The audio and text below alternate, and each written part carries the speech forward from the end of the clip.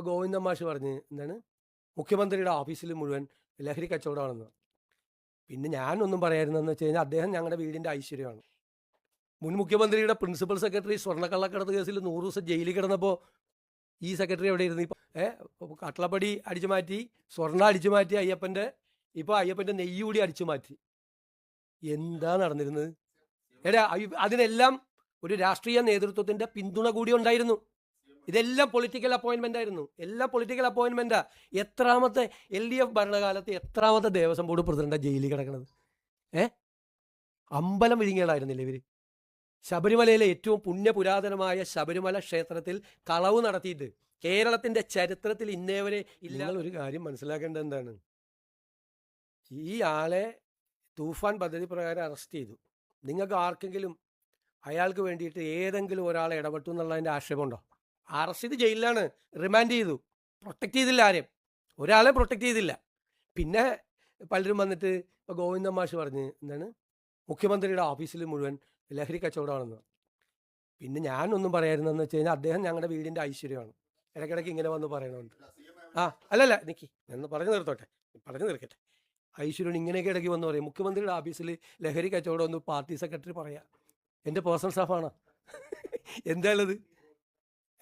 നിങ്ങൾക്കറിയാമല്ലേ, മുൻ മുഖ്യമന്ത്രിയുടെ principal secretary സ്വർണ്ണക്കള്ളക്കടത്ത് കേസിൽ 100 ദിവസം ജയിലിൽ കിടന്നപ്പോൾ ഈ സെക്രട്ടറി എവിടെ ഇരുന്നു? ഈ പാർട്ടി സെക്രട്ടറി പറഞ്ഞോട്ടെ. അത് പുള്ളി ഞാൻ എന്നെ കൊണ്ട് ഇത് പറയിപ്പിക്കാൻ വേണ്ടി ഇത് വന്ന് പറഞ്ഞത്. അതാണ് ഞാൻ പറഞ്ഞത് അദ്ദേഹം ഐശ്വര്യമാണെന്ന് പറഞ്ഞത്.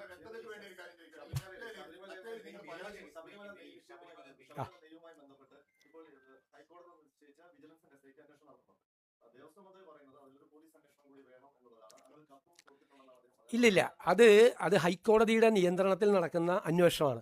ആ അന്വേഷണ പരിധിയിൽ സർക്കാർ ഇടപെടില്ല. ഞാനത് ദേവസ്വം മന്ത്രിയായിട്ട് അത് വളരെ വിശദമായി സംസാരിച്ചു. ഹൈക്കോടതിയുടെ നേരിട്ടുള്ള നിയന്ത്രണത്തിൽ അവർ തന്നെ സെലക്ട് ചെയ്ത ഉദ്യോഗസ്ഥന്മാർ, നമ്മളല്ല വെച്ചത്, ഹൈക്കോടതി തന്നെ നേരിട്ട് സെലക്ട് ചെയ്ത ഉദ്യോഗസ്ഥന്മാരെ വെച്ചുകൊണ്ട് നടത്തുന്ന അന്വേഷണമാണ്. ഗുരുതരമായ ക്രമക്കേടാണ് നടന്നിരിക്കുന്നത്. കഴിഞ്ഞ കാലത്ത് നടന്നതാണ്. കട്ടളപ്പടി അടിച്ചു മാറ്റി, സ്വർണ്ണ അടിച്ചു മാറ്റി അയ്യപ്പൻ്റെ, ഇപ്പോൾ അയ്യപ്പൻ്റെ നെയ്യ് കൂടി അടിച്ചു മാറ്റി. എന്താ നടന്നിരുന്നത്? അതിനെല്ലാം ഒരു രാഷ്ട്രീയ നേതൃത്വത്തിൻ്റെ പിന്തുണ കൂടി ഉണ്ടായിരുന്നു. ഇതെല്ലാം പൊളിറ്റിക്കൽ അപ്പോയിൻമെൻ്റ് ആയിരുന്നു. എല്ലാം പൊളിറ്റിക്കൽ അപ്പോയിൻമെൻറ്റാ. എത്രാമത്തെ LDF ഭരണകാലത്ത് എത്രാമത്തെ ദേവസ്വം ബോർഡ് പ്രസിഡന്റാണ് ജയിലിൽ കിടക്കുന്നത്? അമ്പലം വിഴുങ്ങികളായിരുന്നില്ല ഇവർ? ശബരിമലയിലെ ഏറ്റവും പുണ്യപുരാതനമായ ശബരിമല ക്ഷേത്രത്തിൽ കളവ് നടത്തിയിട്ട് കേരളത്തിൻ്റെ ചരിത്രത്തിൽ ഇന്നേവരെ ഇല്ലാത്ത തരത്തിൽ എത്രാമത്തെ ദേവസ്വം ബോർഡ് പ്രസിഡന്റ് ജയിലിൽ കിടക്കുന്നത്?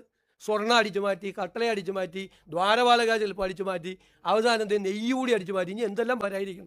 എന്തായിരുന്നു അവിടെ നടന്നത്? LDF ഭരണകാലത്ത് എന്തായിരുന്നു അവിടെ നടന്നത്?